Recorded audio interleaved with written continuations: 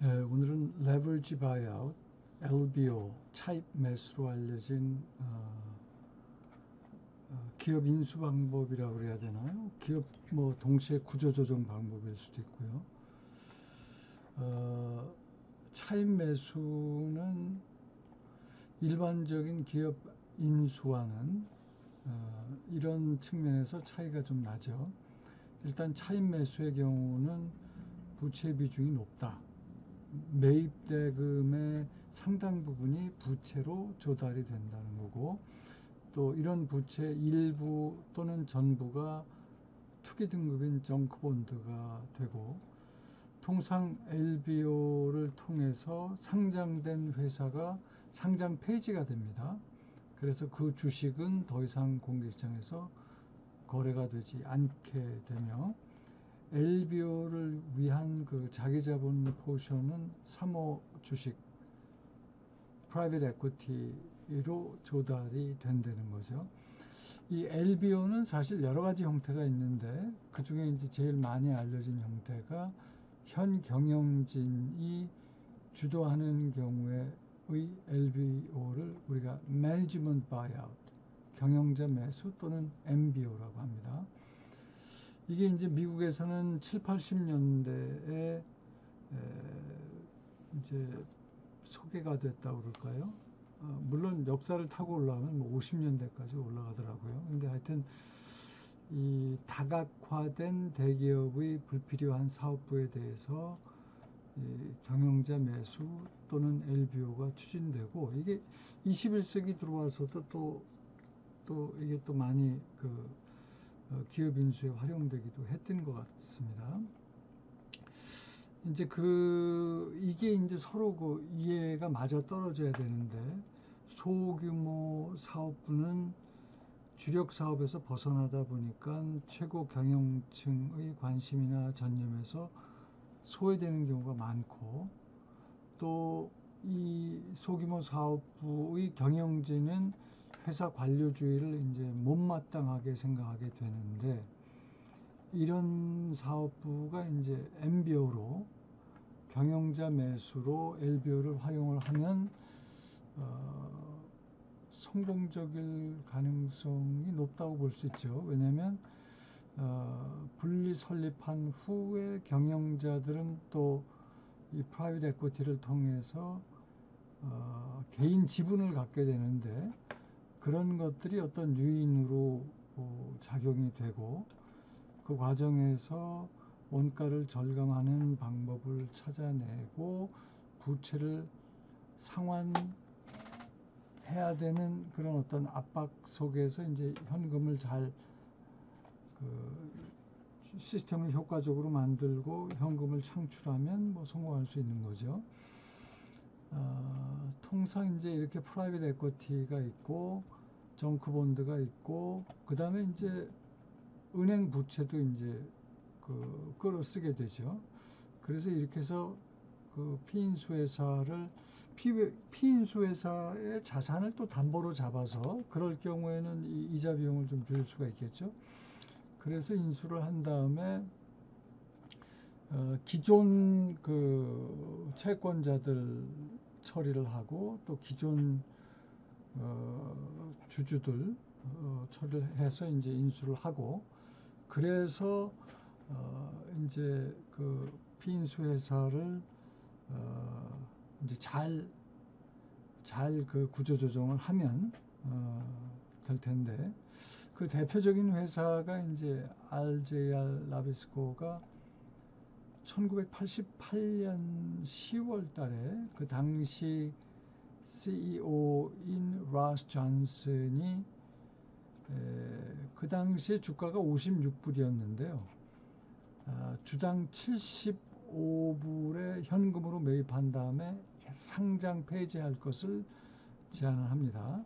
그러면서 이제 당연히 주가는 상승했고 채권은 하락을 하게 되는데, 이제 그 이유는 뭐 조금 있다가도 나오지만 당연한 거죠. 이게 그 정상적인 채권이 갑자기 이제 정크본드화 되다 보니까 채권 가격은 하락이 되는데, 그렇다고 해서 이 채권의 부가 전적으로 주식의 부로 이전이 된 것이냐면 또 그거는 아니에요. 그 하락된 포션은 뭐 조금이고 상승된 포션이 굉장히 큽니다. 근데 이제 결과적으로 존슨의 제안으로 RJR 나비스코는 그 당시 이제 파이널 비더가 존슨 그룹이 있었고 KKR이라는 그 사모펀드죠. 콜버 크래비스 로버츠인가요? 인수 경쟁이 있었고 KKR을 선택하게 되고 KKR이 현금 81불 그 다음에 10불의 가치가 있는 후순위 전환사채 18불의 가치가 있는 이게 이제 우선주인데요. 페인카인드라는 우선주에서 이걸 다 합치면은 109불이 되거든요. 그러니까 한 달 전에 56불짜리 주식이 어떻게 109불로 갑자기 변할 수가 있느냐.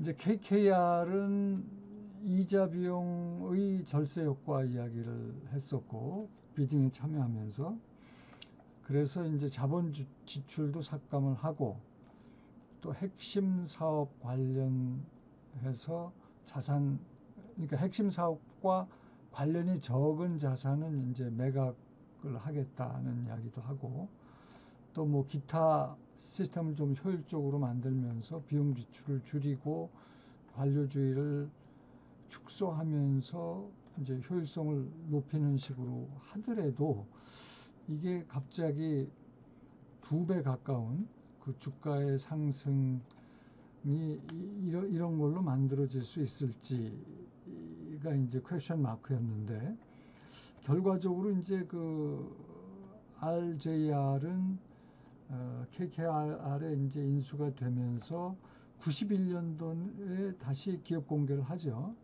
그래서 이때 이제 11억 불의 주식이 매각이 되고 점진적으로 매각을 하다가 95년도에 원래 매입 가격 정도의 이제 나머지 지분을 전량 매도하면서 결과적으로 KKR이 크게 이득을 본 것 같지는 않고요.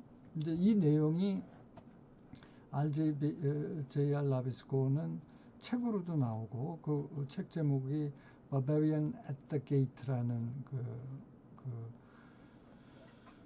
책인데 이게 영화로도 만들어집니다. 90년도에 제임스 가드너가 나오는 그 HBO 영화로도 만들어져서 유튜브에 보니까 이게 무료로 이게 다 떠 있더라고요. 그래서 관심 있는 분들은 뭐 1시간 반짜리 영화니까 뭐 시간 있을 때 볼 수도 있을 텐데 물론 여기에 뭐 탐욕, 혼돈, 어리석음이 섞여 있지만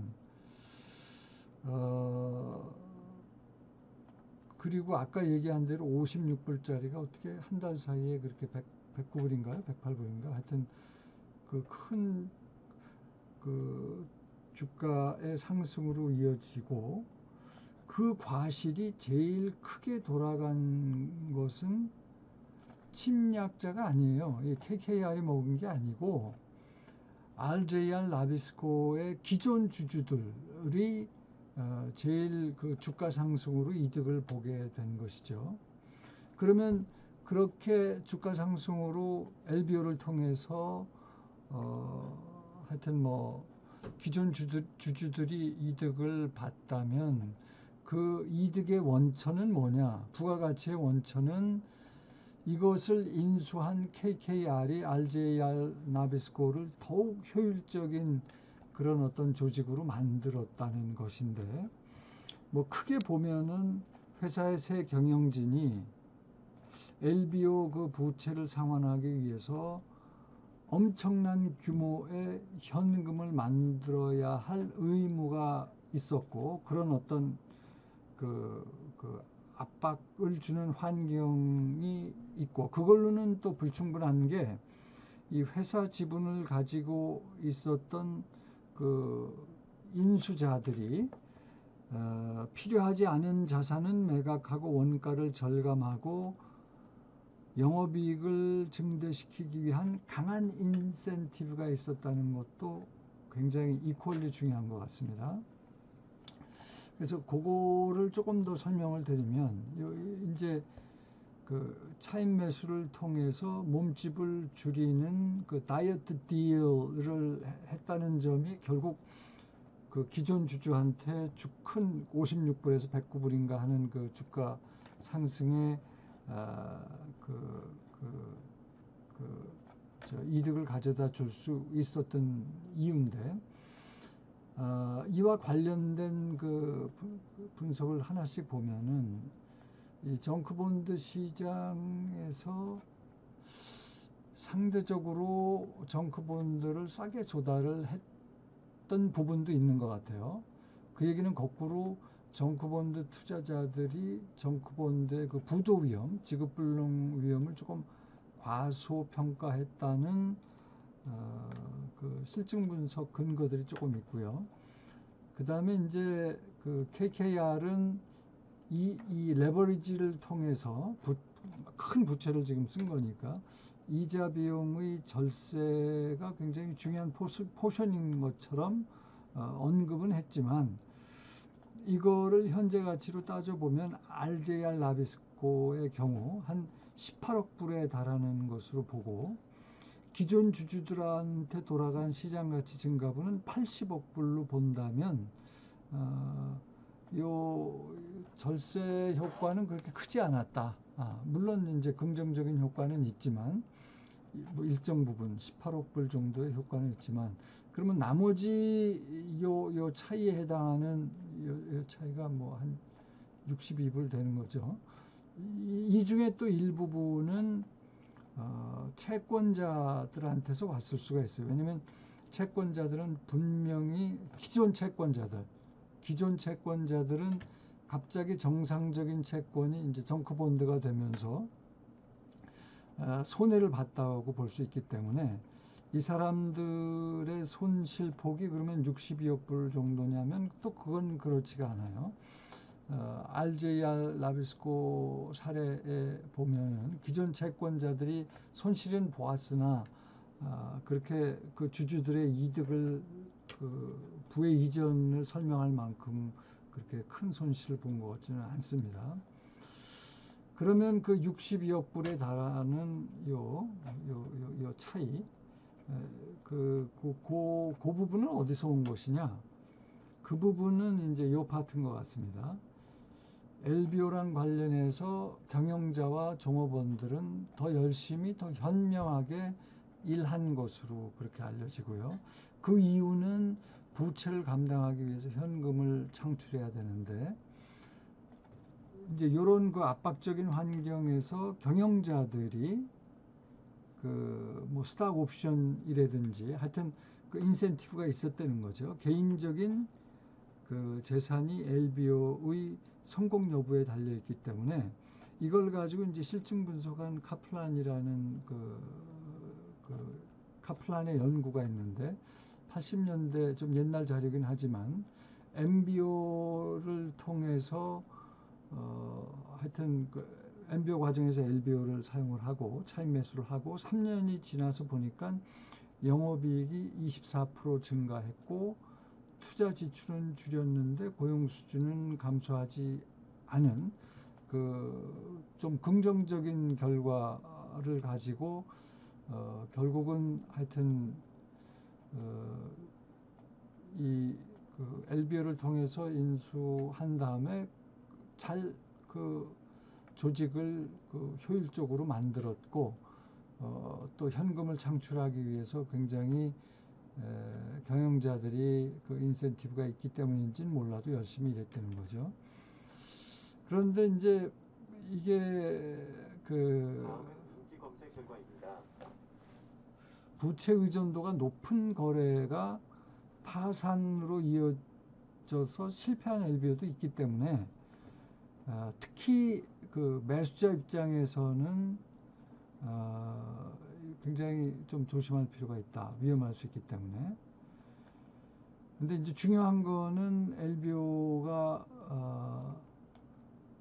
이 야만인 침략자의 탐욕에만 초점이 맞춰진 거는 조금, 이건 좀 문제가 있는 것 같아요. 왜냐하면 실제로 이 LBO를 통해서 인수한 회사들이 그 시스템이 효율적으로 만들어지고, 그래서 그 과정에서 부가 창출되는 부분이 있다는 거죠. 그래서 그 예를 들어서 그 나비스코처럼 제대로 효율적으로 운영되지 못한 회사가 LBO를 통해서 효율적으로 만들어졌고, 물론 그것이 기존 주주들한테 많은 혜택이 돌아가긴 했지만, 하여튼 뭐 LBO에 대한 얘기를 차제에 조금 정리를 해봤습니다.